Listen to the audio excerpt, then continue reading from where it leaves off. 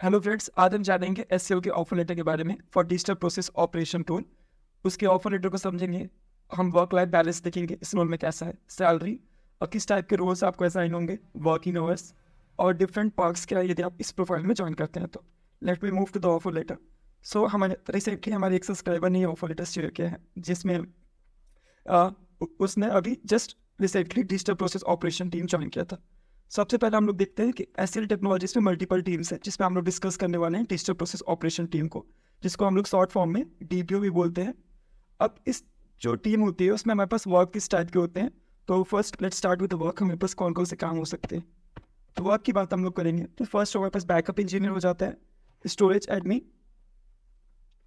तो हमारे पास बैकअप इंजीनियर है, storage admin, Unix admin, networking, firewall engineer, database engineer, SAP HANA, ServiceNow okay team, and हमारे पास टीम होती है वीएमवेयर की। तो ऐसी मल्टीपल हमारे पास टीम्स होती हैं आपकी, यदि मैं बात करूँ तो इस डीपीओ रोल के अंदर।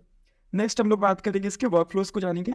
तो वर्कफ्लो की बात करते हैं हम लोग, तो इसमें होता क्या है बेसिकली, यदि कोई भी क्लाइंट को इशू होता है तो वो सबसे पहले एक टिकट क्रिएट होती है। Ticket is related to task. तो ये जो टिकट होगी हमारे पास वो मल्टीपल डेवलपर्स के बीच में असाइन हो जाएंगी। जैसे हमारे पास टीम में 3 डेवलपर है, D1 D2 D3। तो हमारे पास ये टिकट असाइन होगी। फिर ये डेवलपर बेसिकली इस टिकट पर वर्क करेगा और एक बार रिजॉल्व होने के बाद ये टिकट हमारे पास क्लोज हो जाएगी, ये टास्क क्लोज हो गया। सेम दूसरी टिकट डेवलपर टू वर्क करेगा और जस्ट लाइक थिंग। सो इसमें बेसिकली हमारे पास पूरे दिन हमारे पास मल्टीपल टिकट असाइन होती हैं जिस पर वो काम हमारे पास डेवलपर को असाइन हो जाता है। ठीक है, ये था इसके रूल के बारे में और हमने इसका वर्कफ्लो समझा।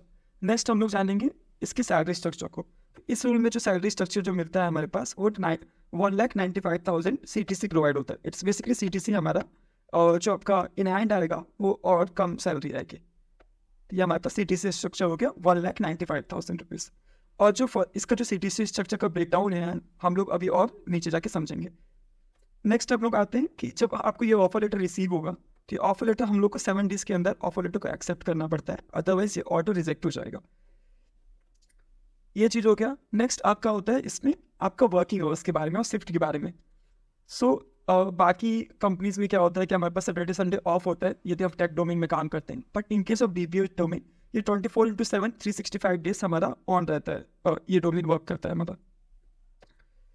इसमें आप देखेंगे ना, ये एक आपका समझ सकते हो कि आपकी जो वर्क लाइफ बैलेंस होंगे इसके वजह से आपको प्रॉब्लम आएगा, क्योंकि कभी आपको डे शिफ्ट होगा, कभी नाइट शिफ्ट होगा और कभी आफ्टरनून शिफ्ट होगा। ठीक है, तो इसलिए आपका एक स्लीपिंग शेड्यूल और जो रूटीन है वो थोड़ा सा खराब हो सकता है। नेक्स्ट बात करते हैं आपको पर वीक कितना वर्क करना है। तो as per the Indian government guidelines so हम लोग 48 आवर्स वर्क करते हैं, विच इज बेसिकली मीन्स हम लोग 9 डेज ऑफ डे वर्क कर रहे हैं, राइट। ये हो गया आपका। इसमें हम लोगों ने बेसिकली डिस्कस किया है पूरा कि हमारा वर्क लाइफ बैलेंस कैसा है। Okay, so work life balance के मामले में I will not suggest to join DPO digital process operation team of SCL. It's totally your cause. यदि आपके पास ऑफर लेटर है दूसरे तो आप प्लीज़ उसको देखिए, अदरवाइज आप एट लास्ट ये ज्वाइन कर सकते हैं, क्योंकि आपका वर्क लाइफ बैलेंस थोड़ा सा प्रॉब्लम करेगा इस रोल में। नेक्स्ट हम लोग मूव करते हैं बैकग्राउंड वेरिफिकेशन में। तो जब भी आपका जो ऑफर लेटर बैक सेट करते हैं तो आपका बैकग्राउंड वेरिफिकेशन होता है। जो बैकग्राउंड वेरिफिकेशन होता है वो एक थर्ड पार्टी टीम होती है एससीएल की, वो करती है। उसमें आपके सारे डॉक्यूमेंटेशन चेक होंगे, प्लस मोस्ट प्रोबेबली आपका होम विजिट भी हो सकता है कि कोई एक थर्ड पार्टी का बंदा वो आपके घर पर आके आपके एड्रेस वेरीफाई करेगा, आपकी बाकी डिटेल्स को वेरीफाई करेगा। तो ये हमने यहाँ पे इस वाले सेगमेंट में ये डिस्कस किया था कि salary, duration of offer letter accept, working hours और बैकग्राउंड वेरिफिकेशन के बारे में जानना। नाउ नेक्स्ट पार्ट हम लोग डिस्कस करेंगे कि बैकग्राउंड वेरिफिकेशन इनकेस फेल हो जाता है तो आपका ऑफर लेटर उसी टाइम पर रिजेक्ट कर दिया जाएगा। तो ये चीज़ आपकी इस बैकग्राउंड वेरिफिकेशन हो गई। ठीक है, तो यहाँ पर आपका पूरा मेंशन है, आप चाहे तो पूरा रीड कर सकते हैं वीडियो को पॉज करके। नेक्स्ट हमारा सबसे इंपॉर्टेंट होता है प्रोविजन पीरियड।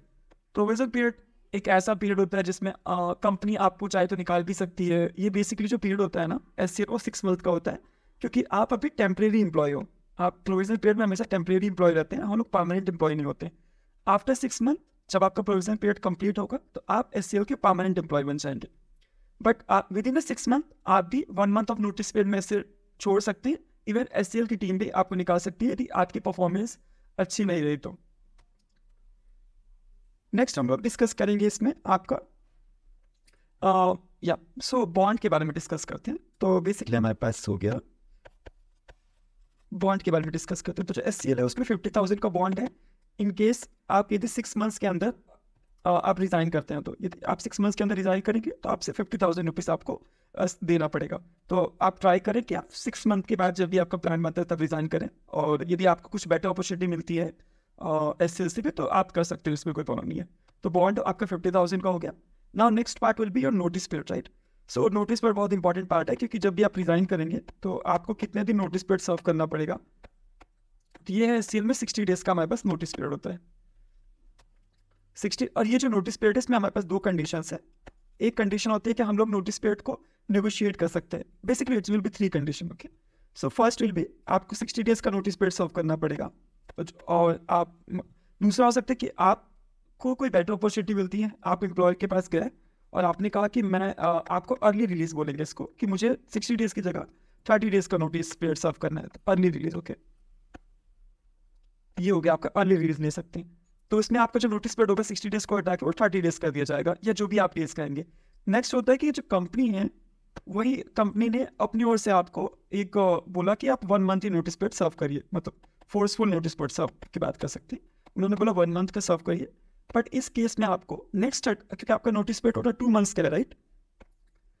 तो यहाँ पर आपका नोटिस पीरियड 2 मंथ्स का है, तो यहाँ पर 1 मंथ आपको नोटिस पीरियड सर्व करना है, प्लस 1 मंथ का आपको बेसिक पे मिल जाएगा, सिर्फ बेसिक पे। फुल सैलरी नहीं मिलेगी आपको, 1 मंथ की सैलरी प्लस 1 मंथ का बेसिक पे। तो ये 3 हमारे पास नोटिस पीरियड में क्लॉज है, ओके। हम लोग नेक्स्ट मूव करेंगे यहाँ पर। तो सेम चीज यहाँ पर डिस्कस की गई है हमारे पास। नेक्स्ट आते हैं हम लोग, ओके। सो हम लोग ये वाला डिस्कस करते हैं। चलिए, अब हमारे पास ये है डिस्क्लोज पे। यदि आपका कोई भी फैमिली मेंबर इन वर्क करता हो, आपका ये नोटिस पीरियड का हम लोग, आप यहाँ चाहे तो सब रीड कर सकते हैं, सब डिटेल्स दी गई है। हाँ, यदि आप बात करते हैं फैमिली मेंबर, यदि SCL में कोई भी आपका फैमिली मेंबर वर्क करता है तो आपको ये डिस्क्लोज करना पड़ेगा ज्वाइनिंग के टाइम पर कि आपका कौन कोई रिलेटिव वर्क करता है कि नहीं करता SCL में, ठीक है। नेक्स्ट है हमारे पास, just start with the next part है। हाँ, नेक्स्ट है आपके पास ट्रेनिंग पीरियड। तो जो ट्रेनिंग पीरियड होगा आपका वो बेसिकली 6 वीक का ट्रेनिंग पीरियड होगा, 6 डेज अ वीक होगा आपका। तो जैसे बाकी जब आप परमानेंट रोल में चले जाएंगे with after the training period, जो आपका वर्किंग डेज होगा वो 5 डेज अ वीक होगा, 2 डेज आपका वीक ऑफ होगा, आपकी छुट्टी रहेगी, plus public holidays and other festival holidays. But आपका in case of training period आप 6 डेज अ वीक वर्क करेंगे, और ट्रेनिंग जो आपकी होगी। नेक्स्ट हम लोग बात करेंगे यहाँ पर, ओके, ये चीज हम स्किप कर सकते हैं। Great, so let's start with the training period is completed, right. इसमें कुछ इंपॉर्टेंट है आपका, कोई। सो ये चीज आप खुद रीड कर सकते हैं, मैं स्लो मूव कर रहा हूँ। नेक्स्ट यहाँ पर ये पोर्शन भी है आपके पास, okay. Just give me a second. There was some medical policy that I want to discuss here.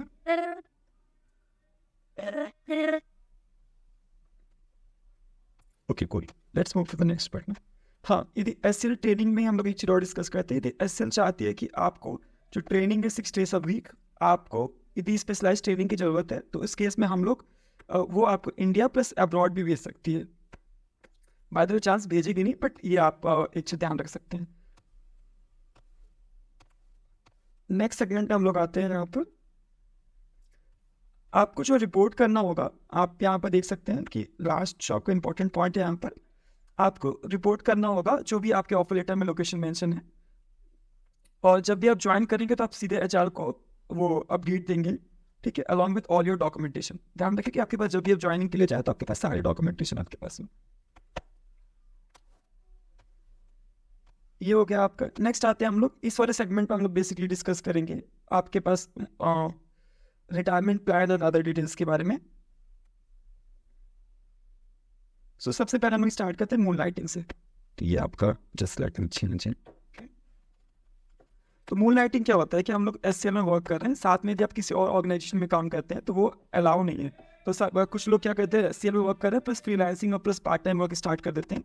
वो आप ऑफर लेटर में देखेंगे तो ये टर्म एंड कंडीशन में अलाउ नहीं है। आप देख सकते हैं कि you are not take up the employment elsewhere part time और अदरवाइज, ठीक है।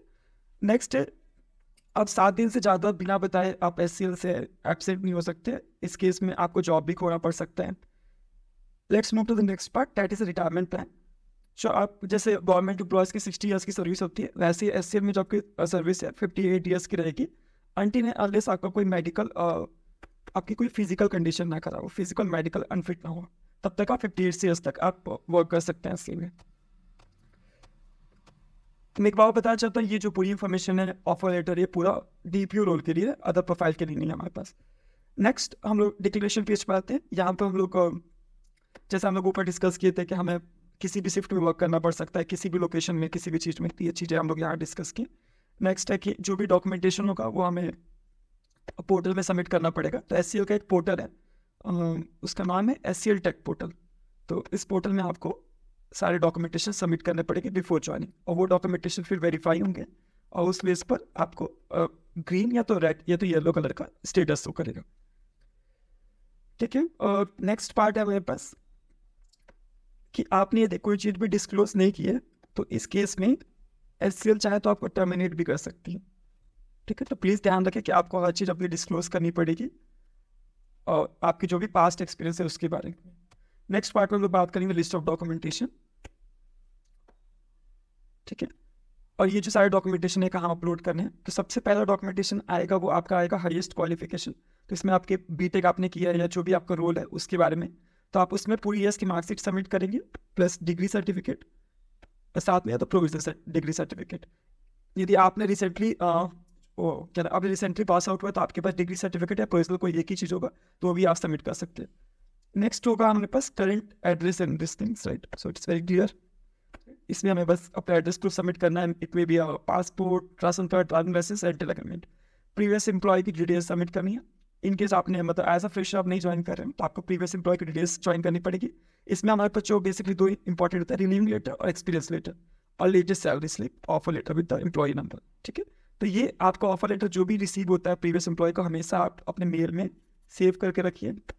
नेक्स्ट होता है सैलरी स्लिप और मे बी बैंक स्टेटमेंट, तो आप कोई भी ले सकते हैं, और एक्सपीरियंस लेटर, राइट। और कोई कंपनी आपकी जो है ना, रिलीविंग लेटर और एक्सपीरियंस लेटर साथ में मिलता है हमें। ठीक है, हमारे पास चार चीज़ें हमें प्रीवियस एम्प्लॉयर से चाहिए होंगी, right. Experience letter, letter, offer letter with relieving letter. Next है हमारे पास लेटर ऑफ ऑथराइजेशन और BJP इनिशिएशन। ठीक है, इसका कंसेंट आपको देना पड़ेगा कि हाँ आप मेरा बैकग्राउंड वेरिफिकेशन कर सकते हैं। आइडेंटिटी वेरिफिकेशन के लिए जो डॉक्यूमेंट सबमिट करने हैं वो आपको करने पड़ेंगे passport and pan card details. ठीक है, नेक्स्ट हम लोग आते हैं नेक्स्ट डॉक्यूमेंटेशन में और क्या क्या हो सकता है हमारे पास। इन केस रिक्वायर्ड तो आपको कॉलेज का admit card, university of facility, ये सब डिटेल्स प्रोवाइड करनी पड़ेगी यदि जरूरत पड़ती है तो, but it is like some cases it is optional. Okay, next part will be previous employer. इसमें हमें प्रीवियस एम्प्लॉय की डिटेल्स देनी पड़ेगी जिससे कि वेरिफिकेशन कर सके। तो direct HR contact number, PF account details, bank statement, ये तीनों अलॉन्ग विद फॉर्म 16। तो जो फॉर्म 16 होता है वो ICAR के लिए यूज होता है, इनकम टैक्स रिटर्न के लिए। बैंक स्टेटमेंट जिसमें हम लोग जिसमें आप सैलरी वेरीफाई कर सकते हो कि क्रेडिट हो रही है कि नहीं हो रही है, PF account details and direct HR number.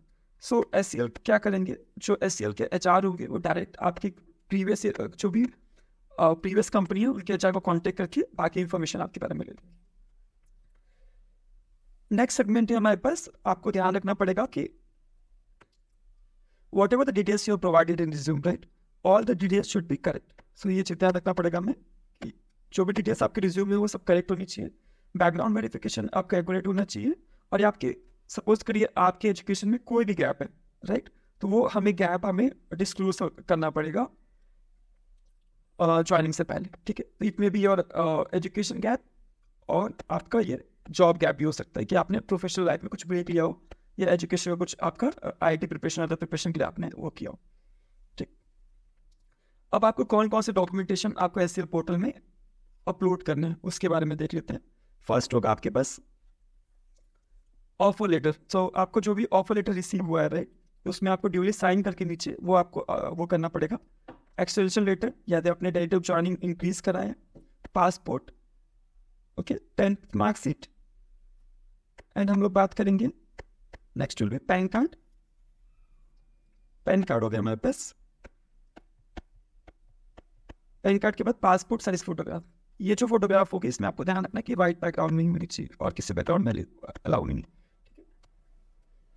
Next हमारे पास है कि आपका जो भी इसमें आपका EPF है, तो जो भी प्रीवियस एम्प्लॉय का PF नंबर होता है वो बेसिकली ट्रांसफर हो जाता है। बट SCA का खुद का आपका फंड है, ट्रस्ट है, जिसके अंदर आप अपना PF कॉन्ट्रीब्यूशन होगा वो पब्लिक वेबसाइट पर शो नहीं करेगा।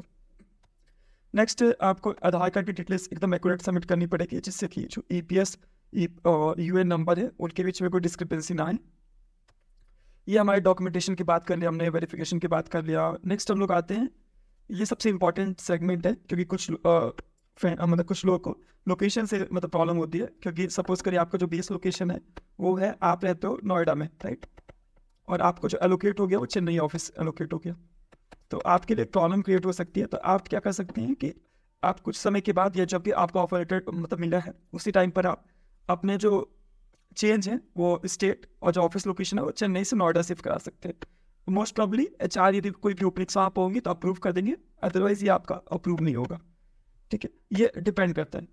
इसमें हम डिस्कस करें कौन कौन सा ऑफिस है। इनका ऑफिस लोकेशन नोएडा में है, चेन्नई में, बैंगलोर, हैदराबाद, पुणे, लखनऊ, मदुरई, नागपुर एंड विजयवाड़ा। अब आपको किस बेसिस पे डिसाइड करना है? सबसे पहले आपको देखना पड़ेगा कि जिस भी सिटीज़ में आप जा रहे हैं, सपोज मैं चेन्नई में जा रहा हूँ, राइट, तो चेन्नई का आपका वेदर कैसा है, वेदर की कंडीशन कैसी है। नेक्स्ट, आपका वहाँ पर अपॉर्चुनिटी है कि नहीं है, इनकेस आपके फ्यूचर ग्रोथ है कि नहीं है, और साथ में आपका डिस्टेंस कितना है घर से। ठीक है, यदि बहुत ज़्यादा डिस्टेंस होता है तो आई विल सजेस्ट आप नियरेस्ट अपना ऑफिस चूज़ करें। ग्रोथ के मामले में हम लोग बात करें तो हमारे पास बैंगलोर में अच्छी ग्रोथ हो जाती है, हैदराबाद में अच्छी ग्रोथ है, और एंड पुणे में अच्छी ग्रोथ है। तो यहाँ पर आपको बहुत सारी अपॉर्चुनिटी फ्यूचर्स में मिल सकती है। और वेदर कंडीशन की बात करें तो हैदराबाद थोड़ा हॉट वेदर है, चेन्नई का भी हॉट वेदर है, उसमें मैं सजेस्ट नहीं करूँगा। बाकी आप कोई और लोकेशन चूज कर सकते हैं। But if you are in south if you are from the south direction of India, in that case I will suggest you to go ahead with Bangalore, or sorry, Chennai, Bangalore and Hyderabad location, right? Let me move to the next segment now. अब यहाँ पर हमारे पास CTC structure को detail में समझाया गया है। मैं एक और वीडियो अपलोड कर दूंगा जिसमें CTC स्ट्रक्चर का पूरा डिटेल एक्सप्लेनेशन होगा और ब्रेकडाउन होगा। बट यहाँ पर हमें जो CTC में है ना, बेसिकली हमारे पास पार्ट जो होते हैं, बेसिक सैलरी का पार्ट होता है, बेसिक सैलरी, फिर प्रोसेस अलाउंस, ठीक है, HRA हो गया आपका। HRA में आपके पास दो केसेस आएंगे। एक होगा यदि आप नॉन मेट्रोपॉलिटन सिटीज़ में हैं तो आपका 80% HRA आप क्लेम कर सकते हैं बस। इनकेस आप मेट्रोपॉलिटन सिटी में हैं तो आप 100% HRA क्लेम कर सकते हैं। Metropolitan city like Delhi and Mumbai, something like that, and Kolkata. Next हम लोग आते हैं, हमारे पास फूड वॉलेट प्रोवाइड होता है, उस टाइम डिस्कस करेंगे फूड अलाउंस, राइट। तो फूड अलाउंस जो पार्ट है CTC का, उसमें आप मैक्सिमम 750 रुपीज़ आपको वो क्रेडिट होंगे। बट वो CTC का ही पार्ट होगा आपको, जो कि बेसिकली अपना 1,95,000 था, राइट। सो वो 1,95,000, ये सारी चीज़ आपकी इसी में आपके CTC में कवर होगी, जो भी मैं नीचे डिस्कस कर रहा हूँ। नेक्स्ट है आपके पास अटेंडेंस अलाउंस, और अटेंडेंस अलाउंस के बाद आपके पास आ जाता है, राइट। उसके बाद आपका other allowance, medical insurance, right. ये मैं आप डिटेल में बात करना चाहूँगा मेडिकल इंश्योरेंस के बारे में। तो मेडिकल इंश्योरेंस में आपके पास सारे हॉस्पिटलाइजेशन एक्सपेंसेस कवर होते हैं। मेडिकल इंश्योरेंस जो है ना, आपके साथ कोई भी अनफॉर्चुनेट कुछ भी होता है, आपको एक्सीडेंट या कुछ भी होता है, इनकेस आप इसका यूटिलाइज कर सकते हैं। गवर्नमेंट ऑफ इंडिया ने मैंडेटरी किया है कंपनीज को मेडिकल इंश्योरेंस प्रोवाइड करने के लिए अंडर ESI, ठीक है। अब इसमें हम लोग देखेंगे आपके जो भी हॉस्पिटलाइजेशन एक्सपेंस है वो और मैटरनिटी एक्सपेंस है वो सारे कवर होंगे, राइट। नेक्स्ट हम लोग बात करेंगे यहाँ पर दिस वन, राइट। नेक्स्ट हमारे पास है कि इसमें आपके फैमिली में कौन कौन कवर हो सकता है, तो ये आप नोट डाउन कर लीजिएगा। ऐसा नहीं कि सिर्फ आप ही कवर होंगे, आपकी वाइफ, आपके dependent childrens and dependent parent in laws, dependent brothers जो कि अनएम्प्लॉयड हो and the age is less than 25 years, और for sister it is still unmarried और अनएम्प्लॉयड, ठीक है। तो ब्रदर की हम लोग बात करेंगे, तो ब्रदर के केस में 25 ईयर्स प्लस अनएम्प्लॉयड, सिस्टर के केस में अनएम्प्लॉयड और अनटिल लाइक जब तक उनकी शादी नहीं हुई है। तो ये दो केसेस हमारे पास ब्रदर एंड सिस्टर के केस में चलेंगे, ठीक है। तो आप ध्यान रखिएगा जब भी आपकी group health medical insurance policies होंगी उसमें ये सारी चीज़ें कवर होंगी, आपकी पूरी फैमिली कवर होगी, प्लस हॉस्पिटलाइजेशन बेनिफिट होगा और प्लस मैटरनिटी बेनिफिट होगा, ठीक है। नेक्स्ट हम लोग बात करते हैं हमारे पास आपका यहाँ पर कवरेज अंडर ESI के बीच में कंडीशन दी गई है, वो आप दे सकते हैं। यदि आपकी कंपनी आपका ESI नहीं कवर करती है तो इस केस में वो आप अदर एक other medical insurance facility provide की जाएगी। तो जितना हो सके जो भी आपका मेडिकल इंश्योरेंस का डॉक्यूमेंट है आपका, उसको आप बहुत अच्छे से गो थ्रू कर लेंगे, ठीक है, क्योंकि आपके किसी भी अनफॉर्चुनेट सिचुएशन में वो काम आ सकते हैं।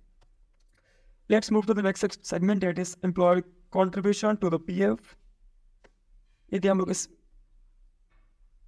Employ contribution to PF provident fund, right, तो इसमें क्या होता है आपका कि हम लोग बेसिकली दो तरह के कॉन्ट्रीब्यूशन कर सकते हैं हम लोग। इसमें आपका एक होगा 12% of your basic salary, right, तो यहाँ पर let me move to 12% of basic salary, ठीक है। और नेक्स्ट होगा जितना आप कंट्रीब्यूट करेंगे, इसमें कंट्रीब्यूशन जो पीएफ का होगा उसमें दो सेगमेंट में होगा, एक होगा एम्प्लॉय कंट्रीब्यूशन, एक होगा एम्प्लॉय कंट्रीब्यूशन, राइट। तो जितना एम्प्लॉय कंट्रीब्यूशन होगा 12% of your basic salary, same employee contribute करेगा बट दो पार्ट में। इसमें आपके पास एक पार्ट का नाम होगा ईपीएस और दूसरा नाम होगा ईपीएफ, राइट। ईपीएस में जो कंट्रीब्यूशन होगा हमारे पास वो होगा 8.33%, okay, so it will be around, या सो ईपीएस जो होगा ना, ईपीएस में आपका 8.33% कंट्रीब्यूशन होगा, प्लस जो रिमेनिंग होगा वो आपके ईपीएफ में कंट्रीब्यूशन होगा, it will be around 12-24, right. So 12% employee contribution, 12% employee contribution, that will be 24% contribution. Out of 24, 12% contribute to EPF, बाकी 8.33% is contribute to NPS, EPS, okay, Employee Pension Scheme, and whatever the remaining is 3% or something, that will be going to contribute to EPF, ठीक है। और जो EPS का maximum contribution है हमारे पास, इसमें clause है, ये जो होगा आपका मैक्सिमम कंट्रीब्यूशन, ये आपका होगा बस up to 1250 rupees per month, ठीक है। तो हमारे पास ईपीएफ के बारे में हमने डिस्कस किया, employer provident fund, right. Gratuity की बात करते हैं हम लोग, तो ग्रेजुएटी की जो बात करेंगे उसमें हमारे पास 15 डेज का ये रिटायरमेंट प्लान है बेसिकली, जो हमारे पास दोनों हैं। रिटायरमेंट प्लान जो भी है हमारा, उसमें दो चीज़ें आ जाएंगी, एक पीएफ आ जाएगा आपका, दूसरा ग्रेजुएटी आ जाएगा। तो ग्रेजुएटी हम पीएफ हमने डिस्कस कर लिया कैसे कंट्रीब्यूशन करना है, कब विड्रॉ कर सकते हैं 15 ईयर्स में, ठीक है। ग्रेजुएटी जो आपका है ना, वो आपके जब भी रिटायरमेंट होंगे 60 ईयर्स और 5 ईयर्स, और मे बी आपकी जो सर्विस होगी एक ही कंपनी में मोर देन 5 ईयर्स है, तो उस टाइम पर आप ग्रेजुएटी विड्रॉ कर सकते हैं यदि आपके 5 ईयर्स के ऊपर सर्विस है, ठीक है। इसका फॉर्मूला आप पूरा देख सकते हैं, पढ़ सकते हैं, तो चीज़ आपको क्लियर हो जाएगी, राइट। ये आपका पूरा हमने डिस्कस किया, ग्रेजुएटी, रिटायरमेंट प्लान, ये सब चीज़ें हमारे डिस्कस होगी। नेक्स्ट हम लोग आते हैं, ये सब आप स्किप कर सकते हैं, ऐसा कुछ इसमें खास डिटेल्स नहीं है, ये भी आप चाहे तो। और यहाँ पे एक इंपॉर्टेंट है, रिटर्निंग कंपनी डॉक्यूमेंट्स है, ओके। सो कंपनी डॉक्यूमेंट्स में जब भी आप सबसे पहले नोटिस पीरियड अप्लाई करेंगे, जब भी आपका नोटिस पीरियड होगा आप दूसरी कंपनी में स्विच करेंगे, तो जो भी मतलब कंपनी के एस सीरीज है और जो भी लैपटॉप है, डॉक्यूमेंटेशन है, कोई बुक है, नोटबुक है, वो सब आप रिटर्न कर देंगे, ठीक है। तो ये आपका ये चीज़ है आपका, तो ये सब चीज़ें आपको रिटर्न करके जानी पड़ेगी जब भी आप एससीएल को छोड़ते हैं, तो उस टाइम पर। इसमें हमें बस कंसेंट ग्रांट करना है कि जो भी चीज़ें हैं वो सही है हमारी, और जो हमने बताया सब कुछ सही है। Let's move to the next segment, non competition है, that's interesting one, okay, let me go through दैट। सो नॉन कॉम्पिटिशन में क्या होता है, आपने एससीएल छोड़ दिया, उसके 6 मंथ्स के अंदर आप कोई भी 6 मंथ्स के अंदर आप कोई भी वो नहीं ज्वाइन कर सकते, सेम क्लाइंट को नहीं ज्वाइन कर सकते। तो सपोज करिए आपने एससीएल में आप किसी क्लाइंट के थ्रू एसोसिएट थे, तो ये आप ठीक है, आप सपोज करिए पेप्सिको के लिए वर्क कर रहे हैं, राइट। पेप्सिको में आपने 12 मंथ्स काम किया, आप ऐसा नहीं कर सकते कि एससीएल छोड़ के गए वापस पेप्सिको में ही ज्वाइन कर लिया आपने, तो आप कोई भी कॉम्पिटिटर एम्प्लॉयज़ को ज्वाइन नहीं कर सकते with in 6 months, right. Same उसके लिए काम नहीं कर सकते आप क्लाइंट के लिए, right. Let me move to the next segment. बाकी ये सब इतना वो स्ट्रिक्टली फॉलो नहीं होता है, ये आपके ऊपर है कि आप कैसा, आपको क्या सही लगता है। नेक्स्ट है हमारे पास यहाँ पर last general provision, right, regarding converts. So ये सब आप स्किप कर सकते हैं, इसमें कुछ नहीं है। आपका protection system and environment, right. Next remedies, this is also you can skip if you want, nothing is there. अब बाद में अच्छे से गो थ्रू कर सकते हैं इंटीग्रेशन, राइट। ये पूरा हमारा ऑफर लेटर हो गया, और वैसे दैट्स ऑल, ये चीज़ें हैं आपके पास। तो इसको आप एक बार वीडियो पॉज करके अच्छे से आप देख सकते हैं पूरे ऑफर लेटर को।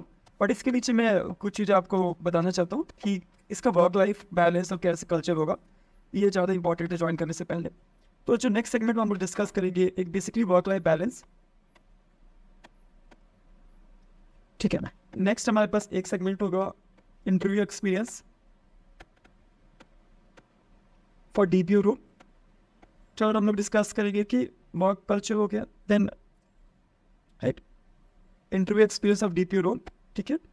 और नेक्स्ट हमारे पास होगा इस पर हम लोग इसकी सैलरी स्लिप को जानेंगे कि सैलरी स्लिप का ब्रेक डाउन कैसा है, CTC स्ट्रक्चर। तो आई होप आप चैनल को सब्सक्राइब कर लीजिएगा इसीलिए, ठीक है। चैनल को सब्सक्राइब कर लीजिएगा। मैं वर्क लाइफ बैलेंस की बात कर देता हूँ उससे वीडियो क्लोज करने से पहले। वर्क लाइफ बैलेंस जैसे कि हम लोग ऊपर डिस्कस किए थे, ये 365 days, let me change the pen, या सो हमें 365 days into 24 into 7 hours work करना है, राइट। ये आपकी वर्किंग कंडीशंस है, आपको कभी भी वर्क करना पड़ सकता है। तो आप क्या करेंगे, इसका जो वर्क लाइफ बैलेंस है वो इतना कुछ अच्छा नहीं है, उसके मेजर कुछ प्रॉब्लम्स हैं, मैं बताता हूँ आपको। फर्स्ट जो होगा आपका कि आपको आपका रूटीन का प्रॉब्लम आएगा कि आपको कभी जब आपकी शिफ्ट होगी, शिफ्ट मंडे टू संडे कभी भी हो सकती है। एक प्रॉब्लम ये आएगा कि सपोज करें आपके फ्रेंड्स सैटरडे संडे घूमने जा रहे हैं और आपको बैठ के वर्क कर रहे होंगे, राइट। शिफ्ट का प्रॉब्लम आएगा, रूटीन का होगा, क्योंकि जो शिफ्ट यहाँ पर वर्क 3 होंगी, ये वीकडेज की प्रॉब्लम आ गई। नेक्स्ट हम लोग बात करते हैं शिफ्ट की।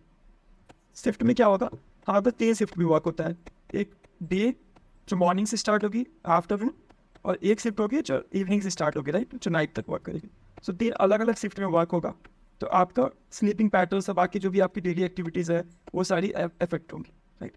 तीसरा ये है कि इसमें it's just like a sales based job, right. इसमें हमारे पास क्या होगा, टिकट असाइन हो जाएगी। अब टिकट आपको असाइन होगी, सपोज के 50 टिकट असाइन होगी पर डे, आपको टास्क वो आपको रिजॉल्व करने पड़ेगी इवनिंग में। तो ये टारगेट बेस्ड टाइप समथिंग है, राइट, जॉब जैसे सेल्स में हमारे पास होता है। तो ये सारे आपके डिसएडवांटेज हैं। एडवांटेज की बात करें तो हाँ, फ्रेशर के लिए आपके पास फ्रेशर के पर्सपेक्टिव से अच्छा है, क्योंकि आप एक न्यू, मतलब आपका इंटरव्यू प्रोसेस बहुत ईजी है। सेकेंड है, फ्रेशर के लिए अच्छा है कि आपको मतलब एक आपके हाथ में ऑफर लेटर होगा, प्लस आपका एक एक्सपीरियंस गेन होगा, ठीक है। बट ध्यान रखिए कि एक्सपीरियंस जैसा गेन हो रहा है, आपको ये चीज़ इंटरेस्ट में नहीं, अच्छी नहीं लग रही है, इस केस में आप अलग से भी साथ साथ में वर्क कर सकते हैं, मतलब कुछ नया पढ़ सकते हैं, कुछ भी कर सकते हैं। थर्ड है, यदि इन्वायरमेंट थोड़ा सा टॉक्सिक हो जाता है, क्योंकि ये आपके डिसएडवांटेज में आएगा, क्योंकि आपका जो मैनेजर होगा उसके ऊपर बर्डन होगा कि दिन के 200 टास्क रिजॉल्व करने, राइट। तो टीम पर भी हमेशा प्रेशर पड़ा रहेगा। तो मैं तो सजेस्ट करूँगा आप SL का एक दूसरी डोमेन है SL टेक्नोलॉजी, उसमें आप ट्राई करिएगा स्विच करने के लिए। बट इसमें जब भी आप इंटरनली स्विच करने का प्रॉब्लम वो करेंगे, रिक्वेस्ट डालेंगे, तो उसमें आपको प्रॉब्लम आ सकती है कि टीम आपका 18 मंथ्स के अंदर आप इंटरनली चेंज नहीं कर सकते हो, ऐसा कुछ हो सकता है। तो दैट्स ऑल फॉर टुडे, बस इतना ही था डिस्कस करना था मुझे, मैंने पूरा बता दिया। बाकी all the best for your new job. Bye bye, thank you.